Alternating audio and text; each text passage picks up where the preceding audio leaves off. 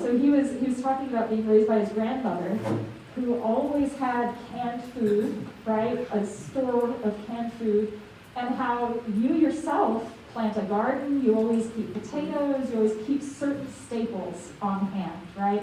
Never thought about it, you just do it because that's what you do, right? We do have a microphone, so anybody who has questions, we can bring a mic to you.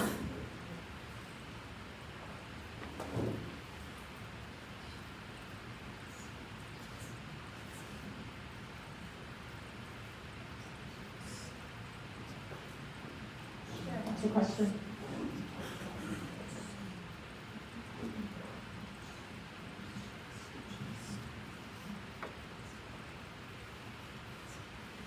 Just a couple of comments. First of all, when you talk about that Smith woman, there's an interesting book, and again, it's probably more from a World War II Holocaust perspective. It's called Sitting on a Suitcase, Psychoanalytic Stories. Have you heard that book? I haven't. Well, it's group relations people that come from a history of where they had to worry about transport, and it's kind of interesting. What I liked about it was how they had used that in the group relations work rather than just in the dyad, and so I thought it's Karnak is the publisher. Okay. But a couple, I mean, you triggered, I mean, first of all, you're a beautiful writer. Oh my God, gorgeous. I mean, seriously. But so many thoughts kind of came through me, like, it seems like, and I mentioned this during the break, that perhaps one of the developmental accomplishments, just being at some workshops and stuff, is realizing in some ways that we're all perpetrators. More and more, I keep thinking about people that, especially your stories about Germans coming over and other groups coming over as victims, and then with global affairs, you see how what was done to them, now they're doing to others. And I was noting Steve about, because my paper had identification with the aggressor, and it just feels like all of that is in play with these things. And there's one guy that had read some of this stuff on trying to, and I'm so imperfect in this area, I talk again, how imagining how the other person might be right, especially with someone like Linda, like, you know, when you showed the guns and all this, I thought when you live in that kind of fear, I found myself trying to feel what that might feel like, as opposed to, oh my God, that's so different than the way I'm built. And more, I'm trying to do that, not as a way of rationalizing it away. I think it's, oh, I understand that you don't do anything.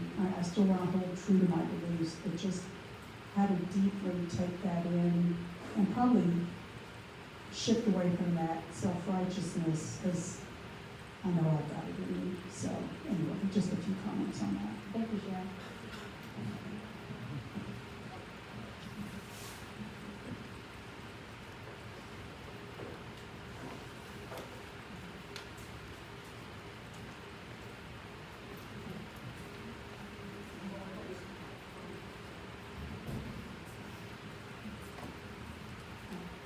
Not really fully formed, but I'm just thinking about looking through back at the history of as we changed it to the race massacre, and the anniversary of that was a few years ago, and seeing some interviews with young people who only learned about it in college, I literally, were shocked and could not believe that they were. But thinking about that with the idea of just what's not spoken, and thinking back to one of my patients and how it was so difficult for her to concretize and speak, and then thinking, and when she was an Okie, and but how much of that was just part of that good mentality that you just don't say things, I mean, that was something that her mother would tell her, you don't talk about, that's family stuff, you don't talk about that, and just the challenge of that sense of connection to help someone feel safe enough to bring that out enough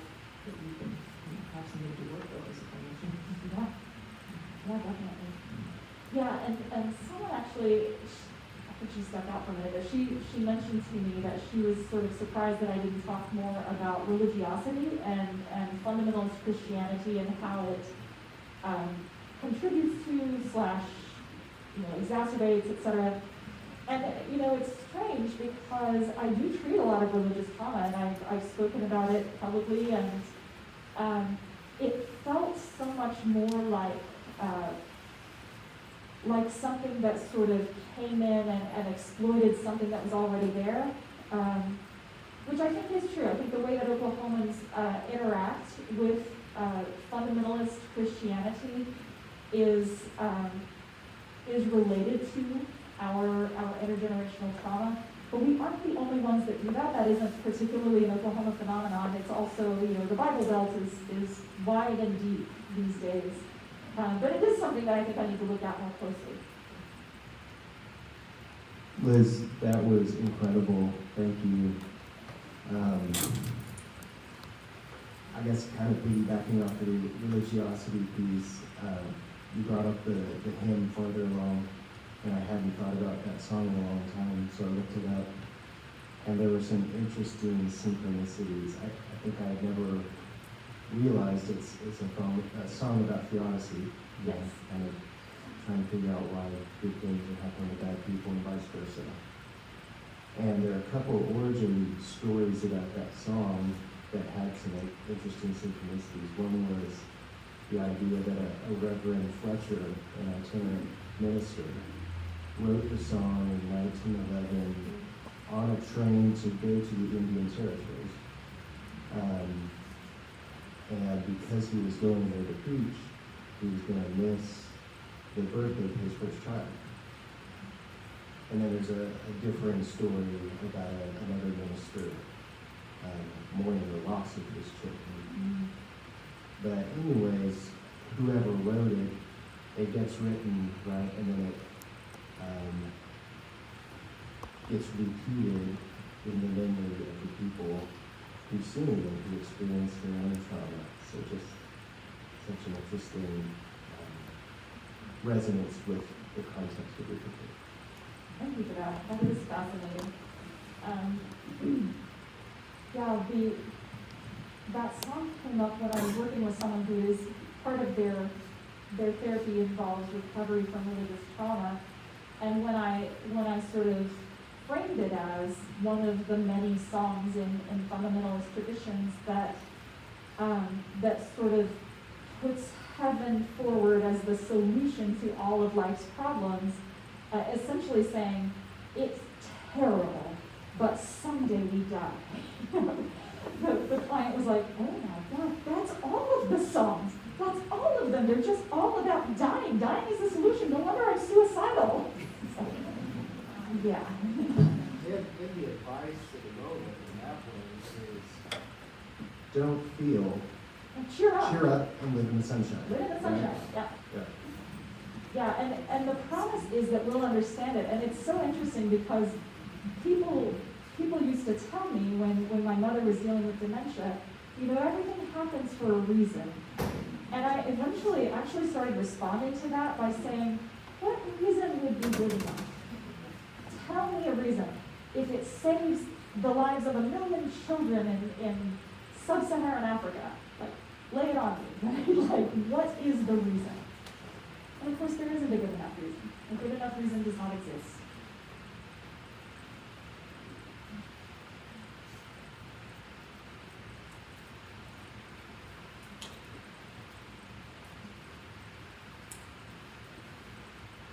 I knew you were brilliant, and you just proved it. And I was so excited about this paper, thinking like, oh, good, as a immigrant, I will help so many of my Native Oklahomans, people who are from here, and in fact, I think you explained to me personally today why Oklahoma feels so like home. So early on, I remember the experience. I immigrated here from Russia in 2004, and I would travel to New York City or DC or some other places, but I remember touching down, when the plane would touch down in Oklahoma, I'd be like, I'm home. I had this really interesting, so very aware of that sensation. I would get off the plane, I would get in my car, and I'd drive from Will Rogers International World Airport Now it is. It was very funny to me too. And I was like, okay, Oklahoma feels like home. And I felt it, but now I know why.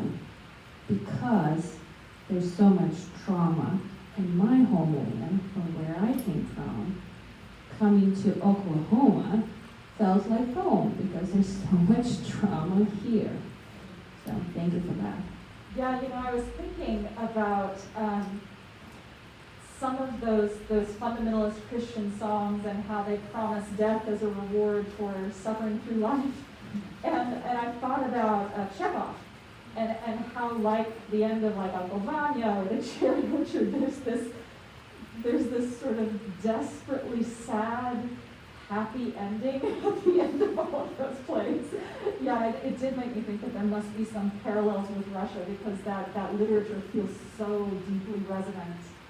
Yeah, and my husband plays American. He says, like, oh, you guys Russians love those sad songs. And we do.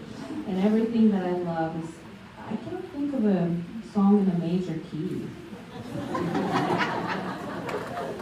And interestingly, my mom would always say to me, oh, I will rest when I die. So this is okay, but not exclusive. Yeah. I cannot claim that. Yeah, and I remember, because I've consulted with you, I've actually treated several Russian patients, and I asked Polina for help sort of contextualizing some of the intergenerational dynamics that I've seen, and it very much did resonate.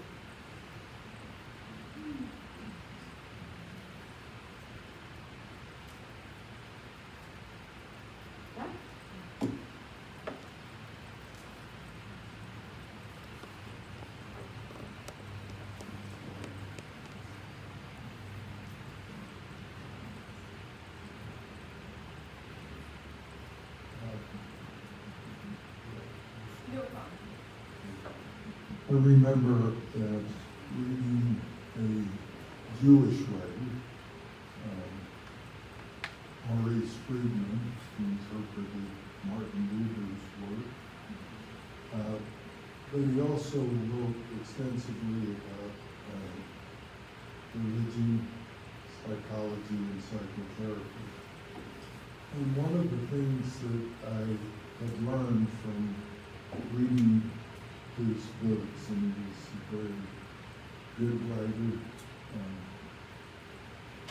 amazing intellect, is he talked about even the Bible can become an idol, which kind of caught me off guard when I read that, and I wanted to try to understand what he was saying. But in talking about fundamentalism, it can keep people from even thinking about anything that's not stated in the Bible. Yeah, And the actually, problem with that is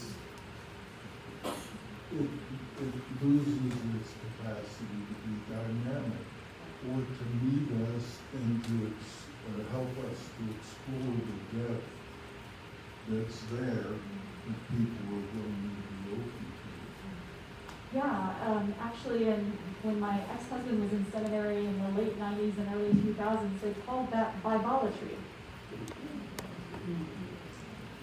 It's a thing that people in progressive denominations regularly sort of recognize. Yeah, the Bible is literally an idol in some Christian fundamentalist and some evangelical traditions.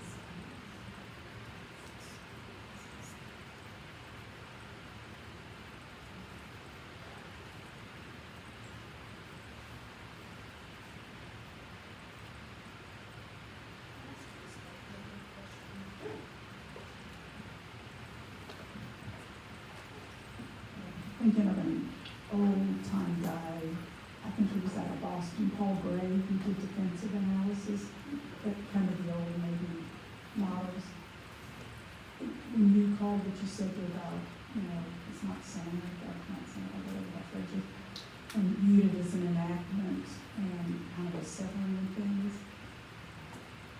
My my thought went to, what if it was a timing issue, where over time and the depth of the relationship, I wanted the possibility that she could hear that as a way for her to grow. And because personally, some of the best things that have happened is when I got confronted with something that felt pretty uncomfortable, but it had so much validity to it. And of course, it was built up over time. It wasn't day one that happened. And I don't know, I was just speculating and fantasizing maybe. Do you think over time you could have gotten that with her, or was it too entrenched that, or too discombobulating for her to be able to hear it over time? You know, I think actually it was too discombobulating for me. I think it really was sort of my own limitations that I encountered, and not hers. I do think now that if I were seeing her today, I could have patience and sort of faith without hope, which is something that is meaningful to me. That doesn't speak to everybody, and I get it, but I trust the therapeutic relationship in a way that I didn't then. And I have had some wonderful, wonderful consultation. Carol Mason-Strong was my first analytic consultant, and exactly what I needed, because she was getting feedback from Carol is like being enveloped in a warm hug. And it doesn't matter how critical or painful the feedback itself is, you feel so loved. And she imparted some of that to me, frankly. I didn't work with her until after I had stopped seeing Linda, but I think that if I could sort of incorporate a little more of that, and the other folks that I've sort of internalized through my studies and through my own work, I think I could have trusted the process a little more and sensed through empathic awareness and exploration when Linda might have been able to receive something, but something less. I mean, I very much wanted distance in that moment. That was me acting out. Yeah. Something that I've noticed in Oklahoma and Virginia College, and I've recently met many Virginia and Oklahoma and Virginia College who are conservative time supporters, and so it seems to me that they're deciding to address it, and to me those seem like a common things that we're doing at Oklahoma. There's poor people, signing with people who clearly want to have the economic aspect of us, but there's poor people that are homeless people, etc. Did your research show that very much? Or did you see that in your research? I didn't delve specifically into the demographics of who voted for whom, but other people have. That information is out there. I do also highly recommend the book Stolen Pride by Arlie Hochschild, which she's a sociologist, and she may be an anthropologist. But she does a deep dive into the Eastern District of Kentucky, and she says multiple times in that book that, X or Y sort of statistic, for example, life expectancy in that district is second to last in the country. Do you know what is last? The Eastern District of Oklahoma. And that happens several times. There are a couple of parallels with this sort of disenfranchised part of Appalachia. And there is, she talks about shame from a non-psychological perspective, but she does talk about how that functions in people who are oppressed by an ideology that they are also devoted to, which I think is also something you see in Christian fundamentalism, right? And all forms of fundamentalism. All forms of fundamentalism rely on oppression to some degree.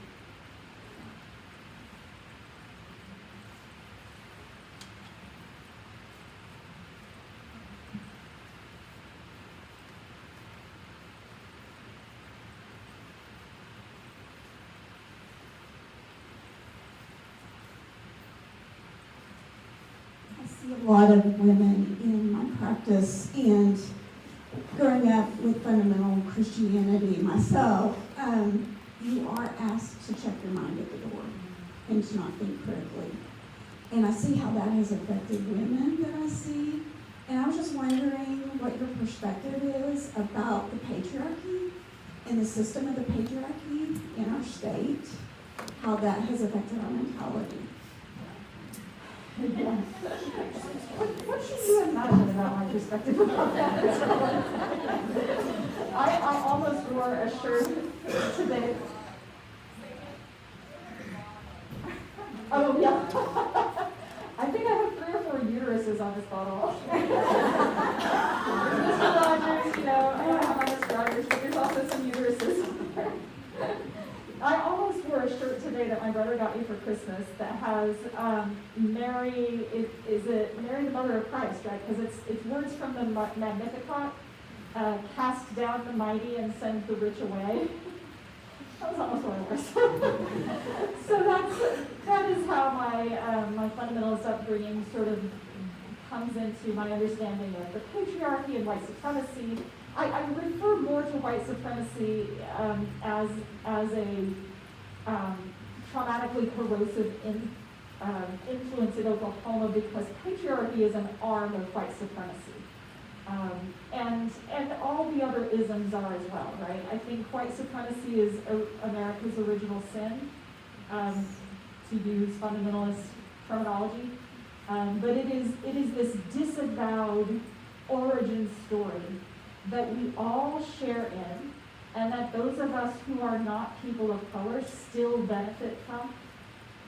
The patriarchy is a branch, certainly, of that same tree that is deeply, deeply rooted in this history that in this 250th year anniversary of the founding of our nation, we are being asked to feel pride and nothing but pride. Only pride all the time. And yeah, so the patriarchy is just dug in as deep as every other ism. I think that when we are oppressed in any way, one of the most destructive elements of that is that we seek to oppress others because oppression invokes shame.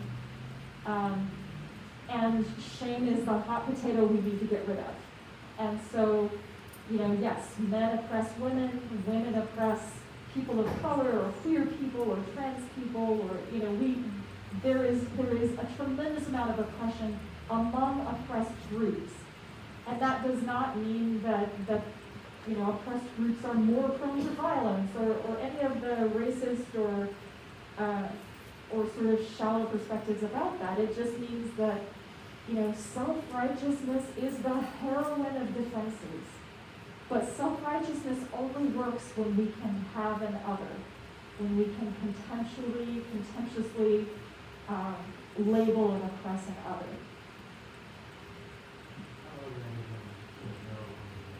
Oh, heroin is a drug, yeah. As an instantaneous relief from shame. That's the analogy. Yeah. Right now I'm having like a fun mental image of like, who would that be? Self-righteousness as the superheroine, right? Does she have a cape? Like, what does her costume look like? Blunder Woman.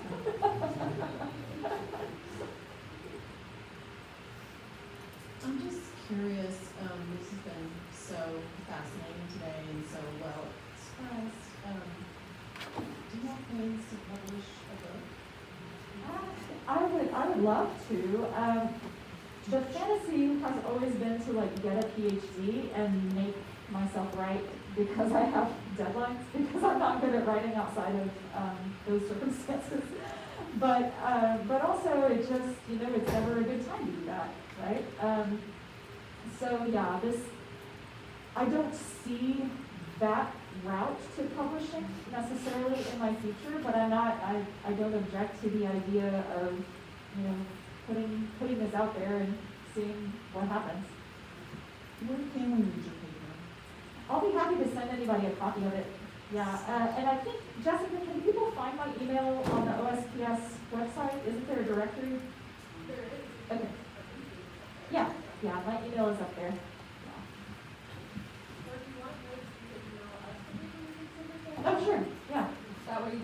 Yeah, you have that, yeah. That's a better idea. Let's do that. Please turn it down.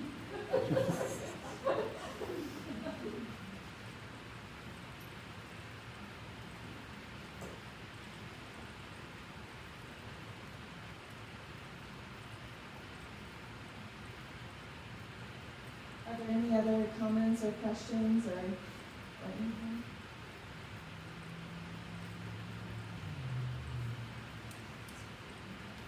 Well, thank you so much, everybody. I so appreciate how generous and welcoming you have been. This did feel like a really safe place to talk about some stuff that felt very vulnerable. So thank you for establishing that. Jessica, thank you so much, and the board, for all the work you do to make sure that this remains a safe place to talk about these vulnerable topics. Thanks, everybody.